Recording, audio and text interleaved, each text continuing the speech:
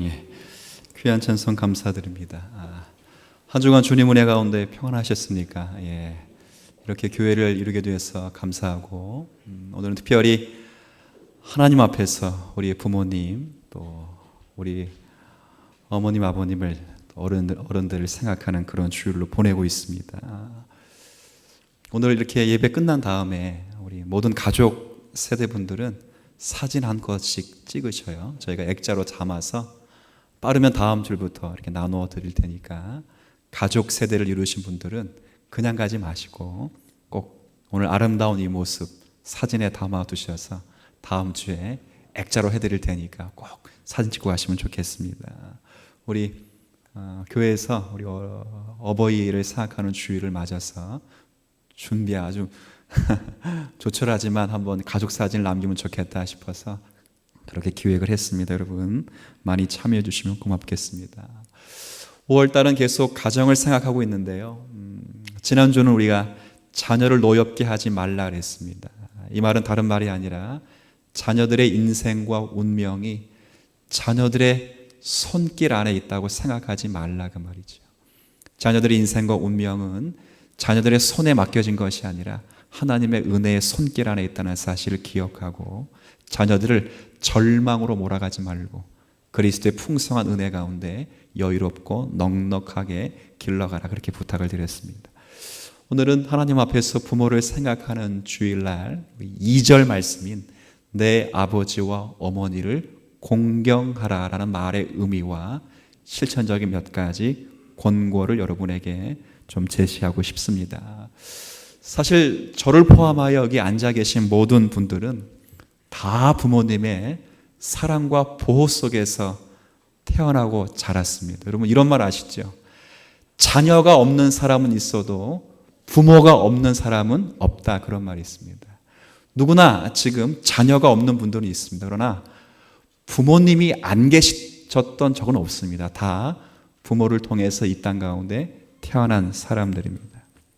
성경은 이런 과정 그리고 이런 가정 이 모든 것들이 하나님의 선하시고 은혜로우신 섭리가 가장 잘 신비스럽게 증거되고 나타내는 기관이 가정이라는 그런 말을 성경에서 하고 있습니다. 그래서 우리가 가정에서 부모의 사랑과 보호 속에서 태어나고 자라가는 것은 인생에 있어서 큰 축복 가운데 하나입니다.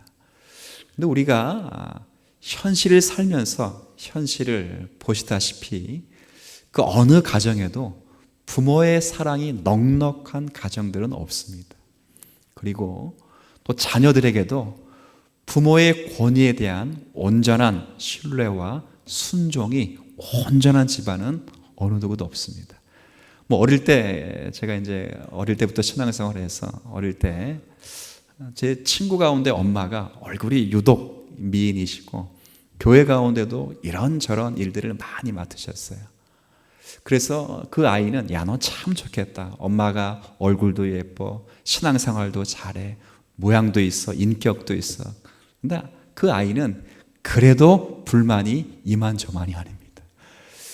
모르죠. 교회에서는 천사 같은 얼굴이 집에 가서는 싹 180도 바뀌는지 모르겠지만 그러나 어느 가정이든지 제가 말씀드리고 싶은 것은 부모의 사랑이 완벽한 가정이 없고요. 자녀들이 부모를 향한 갖는 그 신뢰와 순종함이 온전한 가정은 어느 가정도 없습니다. 그럼에도 불구하고 이 가정이라고 하는 것은 하나님께서 이 땅에 어떠한 것도 대신할 수 없는 가장 신비스러운 기관이며 축복의 통로이라는 것이 성경이 우리에게 말씀하고 있는 중요한 골자입니다. 그래서 이 성경에서는 그 가정을 대단히 귀하게 생각하고 이 땅에서 어떤 것도 대신할 수 없는 기관이기 때문에 자녀된 자로서는 부모에게 효하며 공경하라는 것을 당연한 신앙적인 이치로 설명을 하고 있습니다. 근데 문제는요, 이런 거죠. 이 부모된 자가 자녀에게 갖는 사랑과 책임에도 그것이 하자가 있고 또 자녀가 부모를 향한 그 순종과 그 신뢰에도 부족함이 많은 것이 이 땅을 살아가는 현실의 가정임에도 불구하고 왜 자녀들이 부모에게 순종하고 공경하고 부모님을 섬겨야 하는가? 그거죠. 그것은 성경이 우리에게 말씀하신 내용 가운데 오늘 특별한 진리의 말씀을 우리에게 가르쳐 줍니다. 우리는 이렇게 생각할 수 있어요. 부모니까. 그건 인륜적인 문제죠. 부모니까 그러면 그건 인륜적인 답에 불과합니다. 아니 그러면 10계명에서 제 5번째 계명으로 부모를 공경하라고 말씀했으니까 그 정도일까? 아닙니다. 오늘 부모를 공경할 수밖에 없는 가장 큰 이유를 오늘 성경이 우리에게 말씀해 주고 있습니다. 우리가 읽진 않았지만 이 말씀이 어디부터 시작되냐면 5장 21절 말씀 한번 보시죠.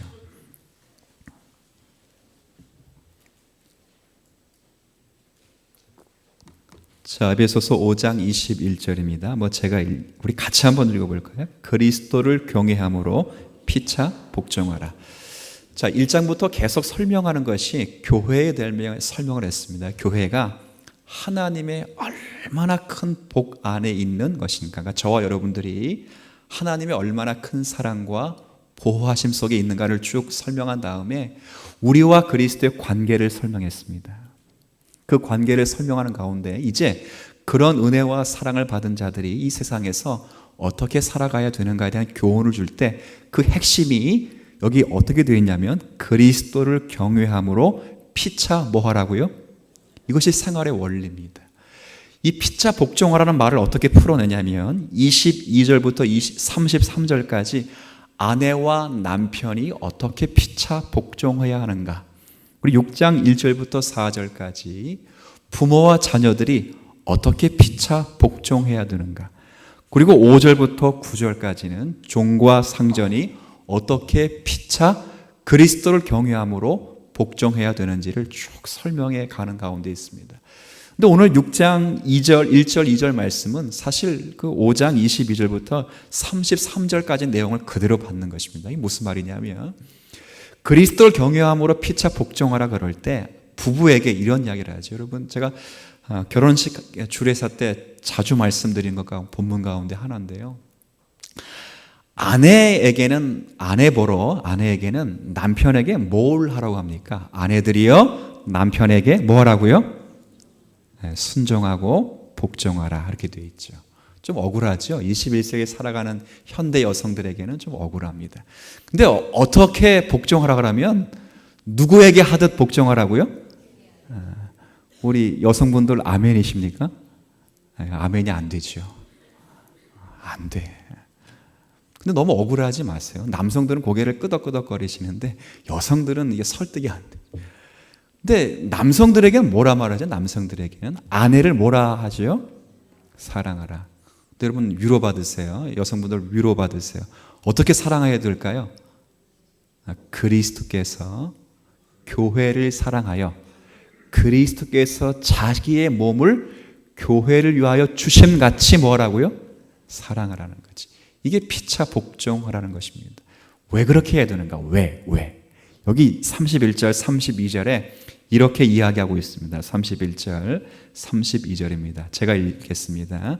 그러므로 사람이 부모를 떠나 그의 아내와 합하여 둘이 한 뭐가 된다고요? 둘이 하나가 됐습니다. 이불을 덮고 잔다고 하나가 되는 것이 아닙니다. 그런 의미가 아니라, 자, 32절 말씀 같이 읽습니다. 이 비밀이 크도다. 나는 그리스도와 교회에 대하여 말하노라. 지금 아내와 남편, 부부 이야기를 하는 것처럼 보이는데 사실 부부 이야기하는 것 아니라 그랬습니다.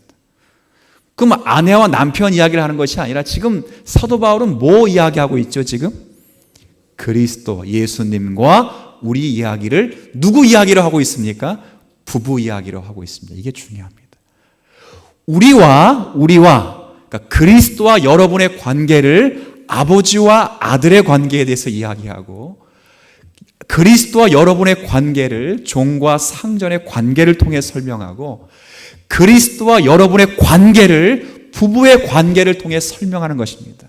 그냥 단순히 부부가 행복하게 잘 살아라, 아버지와 아들과 부모와 자녀 세대들이 서로 효하며 살아라, 그 이야기를 하자는 것이 아닙니다. 종과 상전이 서로 협력해서 사랑해라, 그 이야기를 하자는 것이 아닙니다. 그 이면에 더 큰 이야기는 그리스도와 교회가 하나인 것처럼 부부가 하나로 묶여진 그 모습을 통하여 하나님의 신비로운 작정의 모습을 가르쳐주고 싶다, 그 말입니다. 이게 참 중요한 것입니다. 단순히 여러분 그렇게 생각하셔야 됩니다. 우리 눈에 보기에는 부모님이 사랑해서 결혼해서 한 몸이 되었죠. 여러분, 부부는 몇 촌이라고 하죠? 부부? 네, 그렇죠. 1촌도 아니고 2촌도 아니고 부부는 무촌이죠, 무촌. 이 무촌이라는 말이 대단히 아주 귀중한 말이 될 수도 있고 무서운 말이 될 수 있어요. 촌수가 없기 때문에 아주 가깝기도 하고, 촌수가 없기 때문에 또 아주 멀기도 한 게 무촌이죠. 그러나 그 이야기를 하자는 것이 아닙니다. 여기서 부부가 하나 되었다는 것은 무엇을 가장 잘 보여주는 신비로운 계시기관이냐면 그리스도와 저와 여러분이 하나 되었다는 것을 이 세상 가운데 가장 신비스럽게 보여주는 기관이 무슨 기관이라는 거죠? 부부라는 것입니다. 부부. 지지고 볶고 싸워도 서로 한 입을 덮고자 하는 그 모습 속에서 하나님이 그리스도와 교회의 하나됨을 보여주는 것이죠. 이게 놀랍습니다. 그래서 자녀가 부모에게 순종할 수 있는 딱 한 가지의 권위는 자기의 기준에 의해서 부모가 내게 해준 것이 많거나 부모가 존경받을 만한 그런 어떤 덕목들이 있어서 부모를 공경하는 것이 결코 아니라 그 부모를 짝져 주신 분이 누구시라고요? 하나님이시고, 그 하나님이 하나님과 선택받은 백성의 그 연합됨, 하나됨, 뗄래야 뗄 수 없는 그 관계를 이 세상 가운데 가장 잘 표현해 줄 수 있는 그 기관으로 부모를 삼으셨기 때문에 여러분들은 부모를 마르지 않는 권위 속에서 공경하고 순종해야 될 만한 이유가 우리 가운데 있는 것입니다. 그러니까 이 말은 단순히 이 세상 가운데 살면서 사람들이 부모가 날 낳아주었기 때문에, 부모가 나에게 어떤 큰 혜택과 은덕들을 주었기 때문만이 아니라 부모님이 지금 자신보다 모자라고 부족하고 실력이 없고 또 지금 내 앞에 안 계실지라도 마르지 않는 권위 속에서 하나님이 복 주시고 하나님이 승리케 하시는 그 온전한 비밀을 가정 가운데 부부에게 허락해 주셨기 때문에 우리는 그 부모에 대해서 순종하고 공경함으로 하나님을 섬기는 다하는 예를 거기서 배우고 갖추는 것입니다. 이게 놀라운 것입니다. 지금 에베소 5장과 6장 이야기는 단순히 부부 이야기를 하자 그 말 아닙니다. 아버지와 딸, 아버지 아들 이야기를 하자는 것이 아니고 종과 상전의 이야기를 하자는 것이 아니라 지금 교회의 신비로운 모습을 이야기합니다. 그걸 뭘로 이야기한다고? 다시 그것이 부부요, 그것이 아버지와 아들이요, 부모와 자녀요, 종과 상전의 이야기를 통해서 우리가 얼마나 그리스도와 연합되어 있는가를 말하죠. 머리이신 그리스도, 그리고 몸인 교회이자 여러분들이 머리와 몸이, 제 머리와 몸이 떨어지면 어떻게 되는 거죠?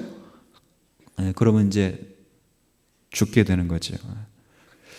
뗄래야, 제가 살아있는 동안은 뗄래야 뗄 수 없듯이 그리스도와 교회의 관계가 그렇게 되었다는 것을 부부를 통해서 가르치는 기관이기 때문에 자녀들은 항상 이 말씀 앞에 부모를 공경해야 되는 것입니다. 저는 오늘 이 말씀에 근거해서 어떻게 자녀된 세대들이 부모를 공경할 것인가, 이 문제를 생각하면서 이 공경하다는 히브리적 이 문자, 이 단어가 주는 세 가지 의미를 제가 여러분에게 좀 소개하려고 합니다. 첫 번째는 공경하라는 말 속에 감추어진 진리는, 첫 번째는 한번 따라해 볼까요? 감사하라. 첫 번째 뭐 하라고요? 감사하라. 자녀된 저와 여러분 모두가 자녀된 세대들은 부모로부터 두 가지 빚을 지고 태어난대요. 하나는 생명의 빚을 지고 태어납니다. 이 빚은 부모님의 생명을 갈라 태어나온 것입니다. 여러분, 지금이야 그런 일이 없지만 옛날에는 부모가 자녀를 낳다가, 특별히 엄마가 아이를 낳다가 엄마가 잘못되는 경우가 참 많았습니다. 물론 지금이야 그렇지 않지만 그만큼 이 자녀를 낳는다는 것은 자신의 생명에서 생명을 갈라내오는 것입니다. 얼마나 힘든 일인지 모릅니다. 그리고 실제 부모는 우리를 낳게 할 때 여러분 그런 말 들어보셨어요? 사꼬리인가? 등골이 빠진다 그래요? 등골이 뭘 양육할 때도 그렇고, 욱신욱신다 그래요? 등골이 휜다. 그건 양육할 때 하는 말이고, 양육할 등골이 휜다 말도 하고, 우리가 다 뼈가 다 문드러지도록 아이를 낳을 때 모든가 다 그렇게 소진되죠. 생명의 빛을 지었습니다. 두 번째 어떤 빛을 지냐면 지금 말씀드린 것처럼 등골이 휠 정도로 양육의 빛을 지었어요.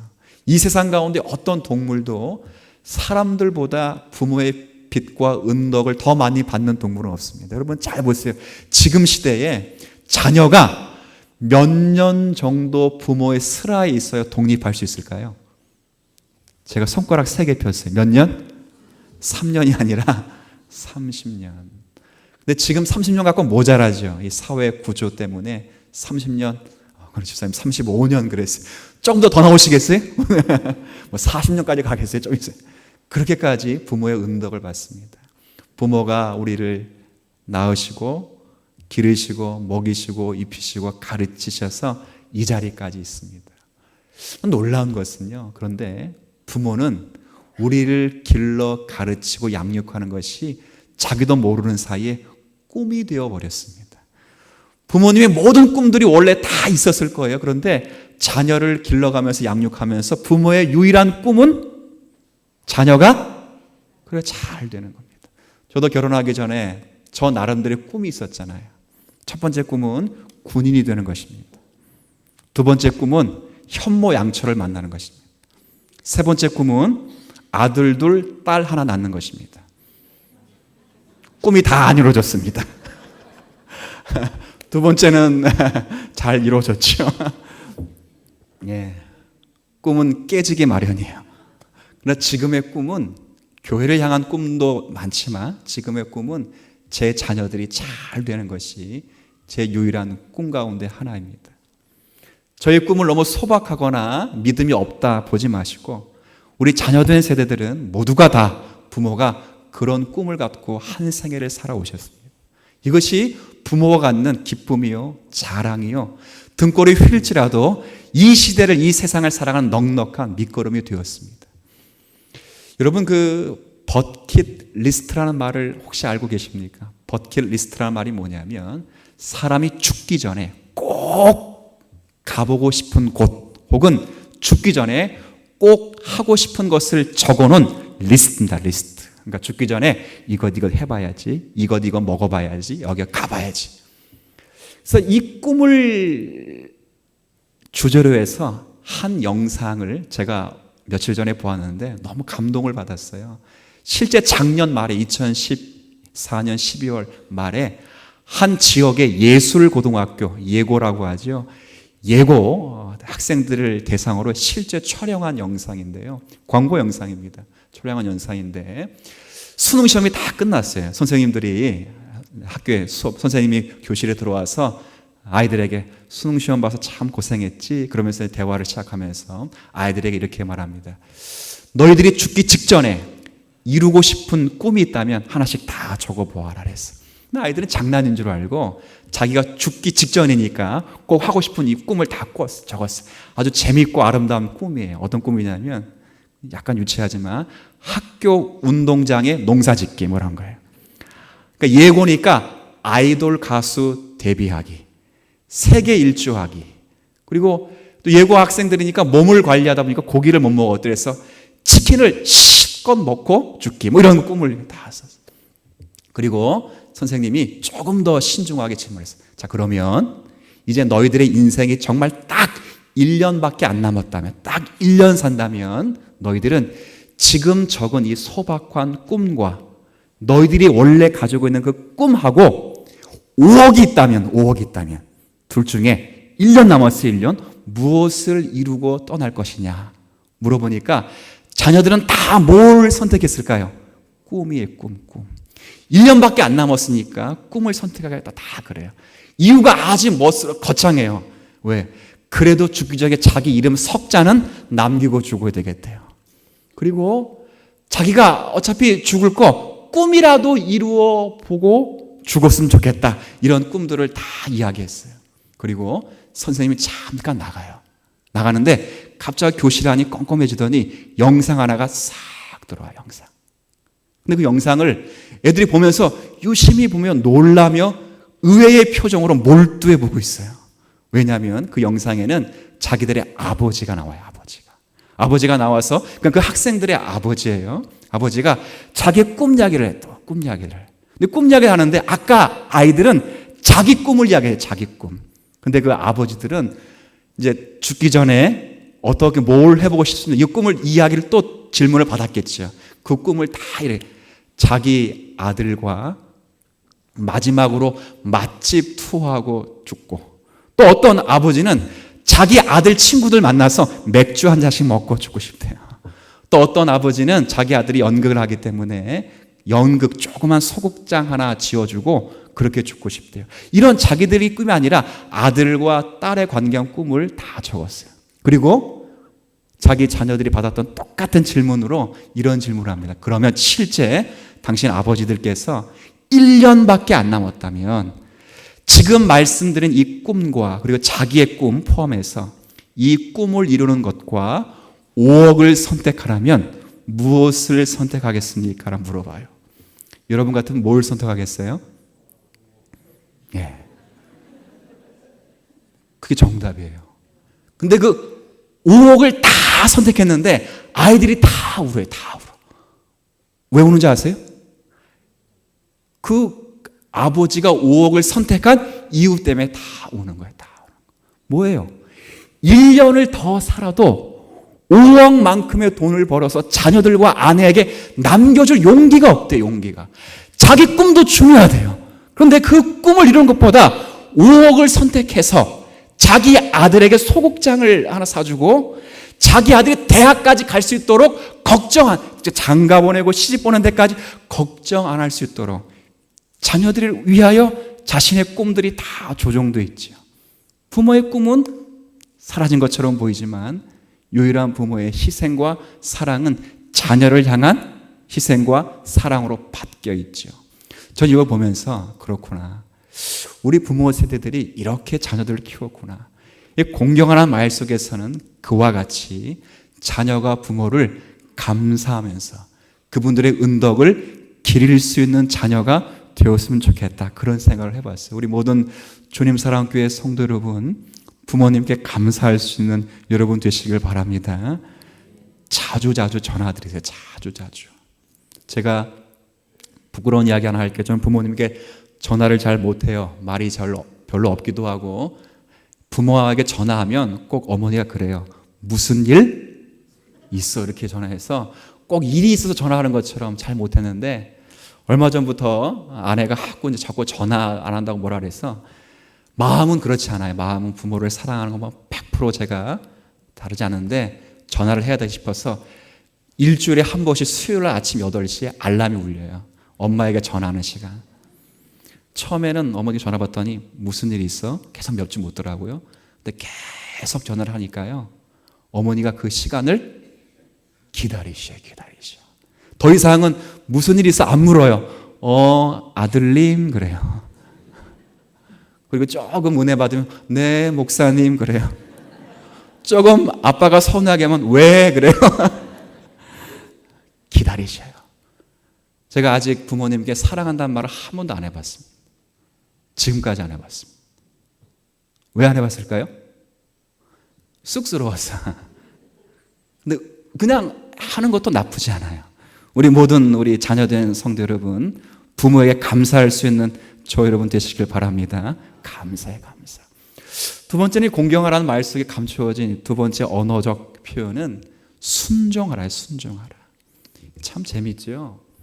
지금 여기 앉아 계신 분들의 부모님 한번 생각해 보십시오. 여기 지금 우리 김강률 성도님은 어머니 옆에 앉아 계시고 또 많은 분들이 부모 세대와 같이 앉아 계시는데 나보다 이제는 인지 능력도 떨어지고 지적 능력도 많이 떨어지는데 어떻게 순종할 수 있을까? 그런 고민도 할 수 있어요. 아니면 젊은 세대들 같은 경우는 세대 차이가 많이 나기 때문에 저 9세대인 어르신들의 말을 어떻게 순종할 수 있을까? 그래서 말은 그냥 듣죠. 체면치레로 들어주지만 실제 그것이 내게 도움이 될까라는 고민 속에서 잘 못 듣는 경우가 많아요. 그런데 그럴지라도 부모의 말씀에 순종할 수 있는 성도가 되시기를 축복합니다. 제가 이런 말씀 드리냐면, 제가 얼마 전에 이 설교를 준비하다가 놀라운 글 하나를 읽었어요. 그 책에 있는 글은 어떤 글이냐면, 펜실베니아 주립대학에서 30년 동안 연구를 한 결과예요. 30년 동안 몇 명을 연구했냐면 4,000명을 연구했어요. 그러니까 4,000명을 30년 동안 연구해요. 대단한 연구죠. 연구 결과를 그렇게 오래 한 연구를 처음 봤습니다. 그러니까 4,000명을 30년 동안 연구를 했어요. 그 내용이 뭐냐면, 나이를 먹는 것과 인지 능력이 어떻게 비례하는가에 대한 연구예요. 쉽게 말하면 나이를 먹으면서 지적 능력과 언어적인 공간적인 능력이 어떻게 현저하게 차이 나는가, 그걸 연구했어요. 근데 제가 결과를 보고 깜짝 놀랐다는 거 아닙니까? 어떤 결과, 두 가지 결과 때문에 놀랐는데, 첫 번째 결과는 이거예요. 질병이 아니고서, 그러니까 질병 말고, 질병을 당해서 나이 드신 거 말고 질병이 없이 건강하게 75세까지 사신 분들을 조사해 보니까 인지 능력과 지적 능력과 언어 능력이 절대 떨어지지 않는데요. 참 신비롭죠. 전 거기서 느꼈어요. 75세를 넘어가면 조금 이제 현저하게 떨어지는 것이 그냥 공간 감각과 언어 감각이지, 지적 능력이 순식간에 없어지지 않는데요. 그러니까 질병 아니고서입니다. 여기에 제가 한번 놀랐고, 더 놀란 것은 이거예요. 75세가 넘어도 감소되지 않고 더 증가되는 것이 딱 하나 있어요. 그게 뭘까요? 오늘 배울 거예요, 오늘. 그게 바로 지혜랍니다, 지혜. 참 놀랍죠? 지혜가 뭐죠, 지혜? 지혜는 오랜 인생 경험 가운데 축적된 지식이에요. 그 지식을 가지고 어떤 문제를 판단하거나 어떤 문제를 해결하는 지적인 능력이죠. 그것이 75세를 넘어도 떨어지지 않고 어떤 사람에게는 더 증가하고 있다는 거예요. 여러분, 놀랍습니다. 부모가 지금 우리의 문화와 세대와 엉켜 있고 좀 충돌이 있다 할지라도 부모는 우리에게 지혜가 있는 분이고 명철 있는 분으로 항상 계셔요. 여러분, 제가 그걸 읽으면서 뭘 느꼈냐면, 야, 어떻게 성경의 말씀과 그렇게 잘 맞아 떨어질까, 그런 생각을 했어요. 욥기 12장 12절에 보면 이런 말씀이 있어요. 늙은 자에게는 무엇이 있다고요? 지혜가 있고, 장수하는 자에게는 뭐가 있어요? 명철이 있어요. 그리고 레위기 19장 2절의 말씀 보면, 그래서 센 머리 앞에서는 일어서고라는 표현이 있어요. 센 머리가 뭐예요? 센 머리, 흰 머리죠. 우리 교회 성도님은 다 염색해가지고 몇 분을 제외해서는 다 흰머리가 없는데, 일단 흰머리를 보면 뭐 하라는 거예요? 일어서요. 노인의 얼굴을 보면 공경하라는 것이, 그것이 하나님을 경외하는 것이다, 그렇게 되어 있어요. 우리는 하나님을 경외하는 것을 너무 영적인 차원에만 두고 이 세상 가운데 하나님이 주신 질서 속에서 하나님을 공경하는 것을 잘 몰라요. 그런데 하나님을 공경하는 이 말 속에 지혜와 명철이 가득하신 부모의 명령과 부모의 말씀에 순종하는 것이 얼마나 큰 유익인가를 저와 여러분이 잘 알죠. 제가 신학교 다닐 때요, 이제 대학원 말고 학부 다닐 때 처음 신학교에 편입해서 공부를 하는데, 조대신학 교수가 이런저런 얘기하다가 한 아이가 질문하는 곁에 이런 얘기, 두 가지 이야기 때문에 하나 충격을 받았는데, 하나는 이제 아내가 남편감을 고르는데, 한 사람은 예수를 잘 믿는데 성격이 개떡 같아. 그런데 한 친구는 예수를 안 믿는데 성격이 좋아. 그럴 때 누구랑 결혼을 해야 될까요? 예수를 믿는데 성격이 개떡한 사람, 예수를 안 믿는데 성격이 참 좋은 사람, 1번, 2번. 근데 그 교수는 그래도 1번하고 결혼하라 그러더라고요. 거기에 한번 충격을 받았고 지금은 제가 이해됩니다. 언젠가는 제가 이 설교를 하겠습니다. 두 번째는 어디에 충격을 받았냐면 부모가 반대하는 결혼은 절대 하지 말아라. 여기 충격을 받았어요. 왜냐하면 우리의 지혜가 부족할 때 하나님은 아까 그랬잖아요. 복 주시고 계시를 말씀하실 때 부모라는 창구를 통하여 우리에게 말씀을 하십니다. 그렇기 때문에 우리가 부모의 권위에 순종하고 그분의 명령을 경청하는 것은 성도들이 마땅히 가져야 될 진리의 자세 가운데 하나입니다. 마지막으로 제가 여러분 부탁드리고 싶은 것은 이 공경하라는 말 속의 세 번째 단어적 뜻은 다른 것이 아니라 부양하라는 것입니다. 한번 따라해 볼까요? 부양하라. 참 어렵지요. 현대 급변한 시대 속에서 부모를 부양하는 것 참 어렵습니다. 저도 70세를 넘으신 아버지가 계시고 또 어머니가 계시고 장인어른이 지척에 계셔요. 그런데 마음으로서는 늘 매일 가서 말동무를 해드리고 싶고 또 그리고 아픈 곳이 있으면 주물러 드리고 싶고 드시고 싶은 것 있으면 마음껏 사드리고 싶지만 참 마음처럼 되지 않습니다. 현대를 살아가는 이 시대가 얼마나 그 일이 힘들고 어려운지를 잘 알죠. 아마 부모 세대와 같이 사시는 분들 이런 공감하실 거예요. 집에 같이 살면서 어머니를 모시고 산다고 해보세요. 크고 쾌적하고 넓은 방은 원래는 부모님들이 되잖아요. 근데 그 방은 누가 차지하고 있냐면 부부가 차지하고 있죠. 그리고 조용하고 햇빛 잘 들어오는 방은 누가 차지하고 있어요? 공부하는 방이니까. 딱 보면 나오잖아요. 공부할 수 있는 방이니까 그 방은 자녀가 차지하고 있어요. 어머니는 어느 방으로 가요? 저 원래 문간 방으로 가죠. 그리고 어머니께 말하죠. 어머니, 이 방이 햇빛은 안 들어와도 그 조용해요. 그래도 어머니는 책 보시지 않으니까 이 방에 계셔야 될 것 같아요. 그러면 어머니 또 뭐라 말씀하시죠? 이것도 내게 감지덕지다. 그렇게 말씀하세요. 참 희한하죠. 부모님의 세대가 그렇다는 거예요. 근데 우리는 환경 때문에 그런 줄 알아요. 근데 환경 때문에 그런 것이 아니에요. 아파트가 80평, 100평이 되었어요. 80평, 100평이 되어도 아내와 남편과 자녀를 위한 방들을 만들 수 있어요. 작업실 만들고 서재실 만들고 여러 만들어. 근데 부모를 위한 방은 만들지 못해요. 혹 어쩔 수 없이 부모를 모실 수밖에 없는 환경이 되면 마치 이빨 사이에 무엇이 끼인 것처럼 불편한 마음을 가지고 부모를 모시는 것이 우리 시대의 정서가 아닐까 그런 생각을 해봅니다. 그러나 신앙인들은 부모를 하나님 앞에서 받은 성도들인 줄 알고 부모를 부양할 수 있는 성도들이 되었으면 참 좋겠습니다. 제가 옛날에 글을 하나 읽으면서요, 이런 감동적인 글을 하나 읽었습니다. 일제강점기 시대에 가난하게 살았던 이흥렬이라는 그런 청년이 있었어요. 이흥렬이라는 청년이 일제강점기 시대에 아주 가난하게 살았는데 아버지가 일찍 돌아가셨어요. 그래서 홀어머니 밑에서 이 아이가 자라났는데, 근데 홀어머니는 직업이 뭐냐면 전도사예요. 여자 전도사. 그러니까 옛날 시골교회 전도사예요. 그러니까 돈이 없잖아요. 그 아이를 공부를 시키는데 공부를 잘 못 시키는데 아이가 똑똑해서, 이흥렬이라는 친구가 똑똑해서 선교사님 밑에서 감사하게 피아노를 배웠다고. 근데 선교사님이 이 아이가 재능이 있으니까 일본에 유학을 보내주었어요. 동경에 유학을 보내주셨는데, 문제는 유학을 갔는데 모든 음악 공부하는 아이들이 다 하나씩 뭐가 있냐면 집집마다 피아노가 있어요. 피아노. 근데 본인만 없어요. 여러분 아시잖아요. 음대 다니는 사람들 대부분 잘 살아야 되죠. 음대 전공하신 분 보니까 1년에 차 한 대씩 없어진다 그러더라고요. 등록금 말고도 그 정도로 많은 비용이 들어가요. 피아노를 사야 되는데 살 돈이 없고 부모도 엄마도 못 사주니까 어떻게 하다가 좋을까 하다가 그래도 용기 내서 어머니에게 편지를 썼다는 거 아닙니까?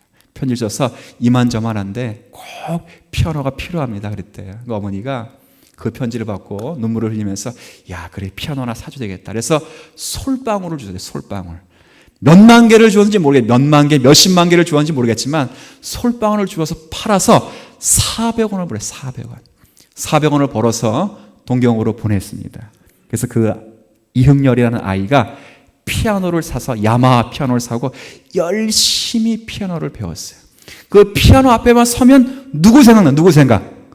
그렇죠. 어머니 생각이 나는 거죠. 열심히 영어를 공부했어요. 그래서 공부를 다 끝내고 나서 첫 번째 작곡한 곡이 무엇일까요?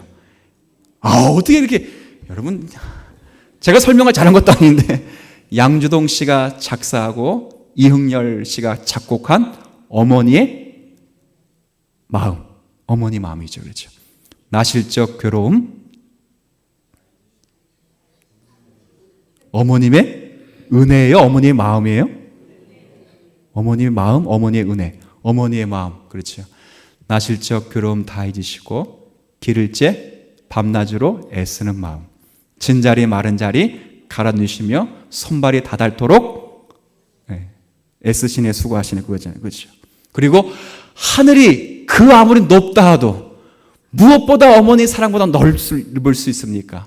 그렇죠. 자녀를 위한 희생은 다함이 없다. 이것이 그 이흥열 씨가 작곡한 곡의 노래라는 것 아닙니까? 이것이 우리가 섬기고 있고 우리를 낳게 하신 부모님의 사랑이 아닐까 싶습니다. 오늘 어버이를 생각하는 이 주일날 저 여러분들이 다함이 없는 부모님의 권위인 줄 아시고 하나님의 신비로우시고 작정하신 복의 명령인 줄 아시고 감사하시면서 그리고 순종하시면서 마음과 정신과 몸을 다하여 섬기며 부양하는 신앙적인 책임을 잘 감당할 수 있는 우리 모두가 되시기를 주님의 이름으로 부탁을 드립니다. 하나님 아버지 고맙습니다. 하나님께서 허락하신 이 땅 가운데 부모님을 통하여 이 세상에 나게 하시고 양육받게 하시며 이 자리에까지 있게 하신 것은 하나님의 신비로운 작정 속에 이루어진 것입니다. 비록 저의 시각과 우리의 수준에 비하면 턱없이 모자라고 부족한 우리의 부모일지라도 그리스도와 교회의 신비로운 연합을 가장 잘 표현해 줄만 또 줄만한 표현하고 있는 신비로운 기관으로 우리 부모를 세우셔서 하나님께서 짝지어 주신 그 은혜 가운데 우리가 그 사랑 속에서 양육을 받았습니다. 이 은혜를 기억하며 하나님을 섬기듯 부모님을 공경하며 섬기는 우리 모두가 되게 하여 주시길 원합니다. 기도한 것으로 말씀 들은 것으로 끝나지 않게 하여 주옵시고 부모님을 향하여 늘 감사할 수 있는 마음이 있게 하여 주옵시며 부모님의 말씀에 순종하기를 기억하게 하시고 홀로 된 부모님, 연약한 부모님을 잘 또 부양하며 섬길 수 있는 신앙인 되게 하여 주옵소서. 이것이 성경은 말합니다. 이것이 인륜을 넘어 이것이 신앙이라고 말하고 이것이 하나님을 섬기는 것이라 말하는 모든 성도들 이 말씀 앞에 청종하여 주님 앞에 신앙적 책임 잘 감당할 수 있는 우리 모두가 되게 하여 주옵소서. 예수님의 이름으로 기도 올리옵나이다. 아멘.